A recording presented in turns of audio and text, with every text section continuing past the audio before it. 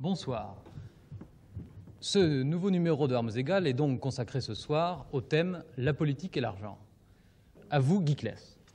Il n'est pas difficile de comprendre pourquoi l'équipe d'Armes égales a choisi la politique et l'argent comme thème du débat de ce soir.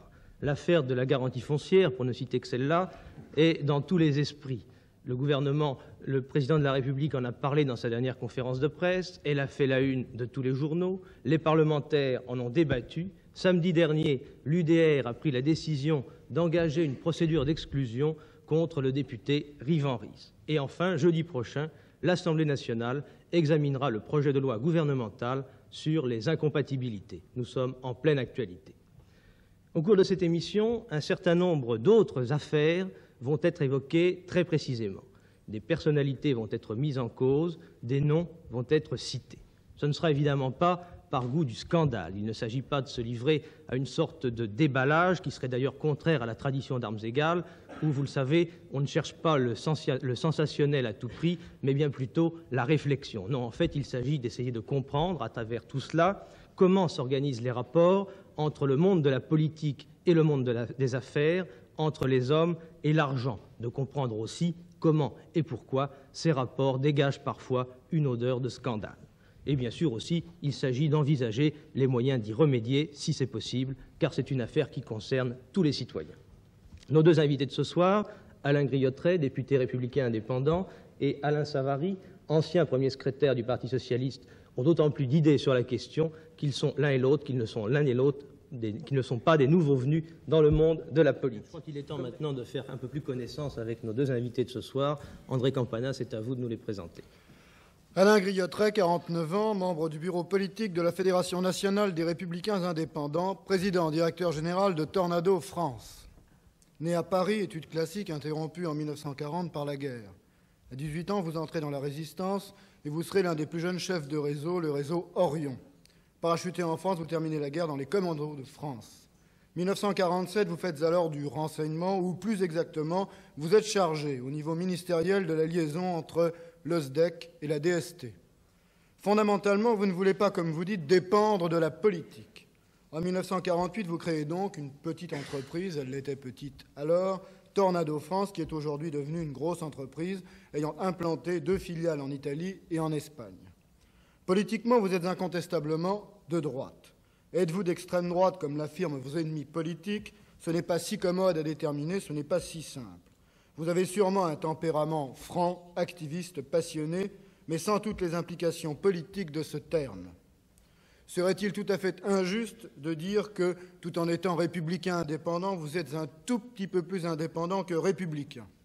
Par exemple, en mai 1958, vous êtes de ceux qui, parfois dans la clarté, le plus souvent dans l'ombre, agissent pour le retour du général de Gaulle. C'est le temps des 13 complots du 13 mai. Ce qui est clair chez vous, c'est d'abord un nationalisme authentique, c'est-à-dire qui vous amène à reconnaître parfois le nationalisme de l'adversaire.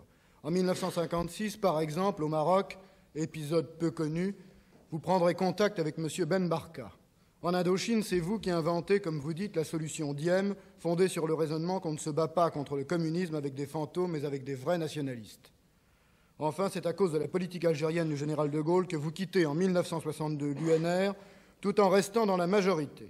Deuxième trait saillant, votre opposition au communisme, qui vous fait écrire en 1951 un livre fort documenté sur l'anatomie du Parti communiste, et plus récemment des brochures, disons, plus polémiques sur les communistes et leurs finances. À partir de 1962, vous pouvez donner libre cours à votre esprit d'entreprise. Rapporteur général du budget de la ville de Paris, vous obtenez des autorisations d'emprunt bloquées depuis 1940.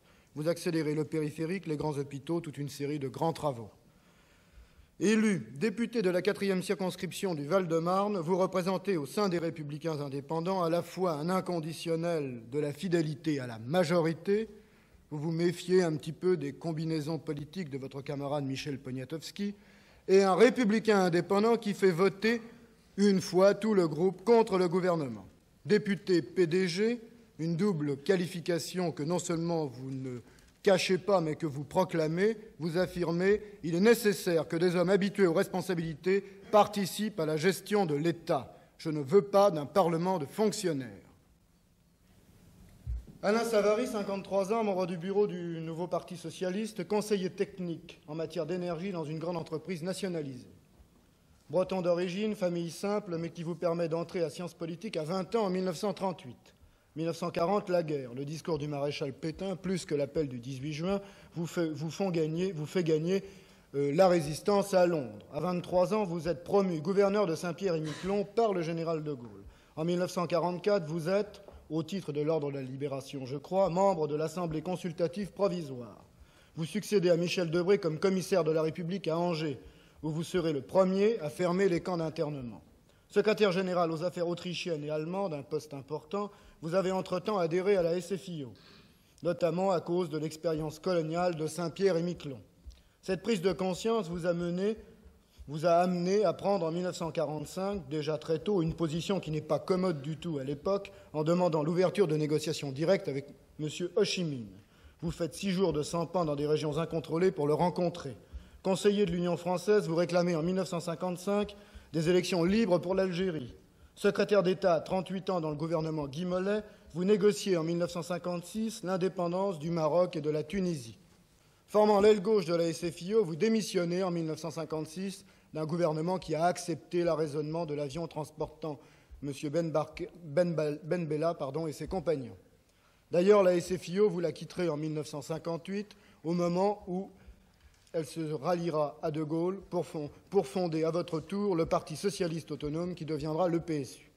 Vous n'avez pas, c'est le moins qu'on puisse dire, la réputation d'un dur en politique.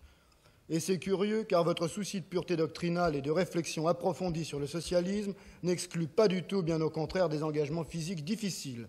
1959 vous voit dans un Alger où ce n'est vraiment pas le moment, proposer votre candidature sur le thème de l'autodétermination. Vous serez d'ailleurs plastiqué 2 fois par l'OAS. Homme de club, vous retrouvez l'action politique au congrès d'Alfortville, d'où naîtra le nouveau Parti socialiste, dont vous serez élu secrétaire général. À ce titre, vous êtes partisan de poursuivre en détail la discussion des points de divergence avec le Parti communiste. Les élections législatives approchant, vous êtes bousculé par une dynamique plus électorale à la tête de laquelle se trouve porté M. François Mitterrand qui vous remplace. Sans fortune personnelle, votre femme est même rédactrice au Centre national du commerce extérieur. Vous résumez en ces termes le problème de la politique et de l'argent. Il est indispensable que les décisions importantes pour la vie des Français soient prises dans la clarté de la démocratie et dans l'indépendance financière. Ce n'est pas le cas.